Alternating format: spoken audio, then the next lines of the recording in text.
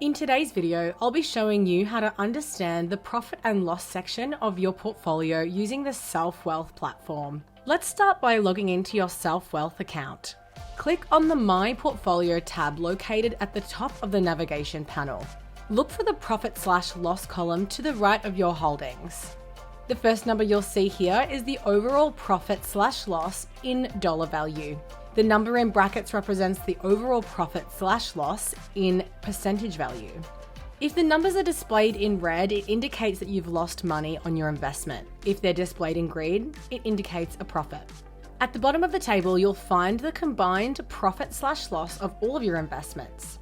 Note the change column in the My Holdings section. The change column shows the profit/loss for the current trading session only in both dollar and percentage value. Green indicates a profit for the day, while red indicates a loss.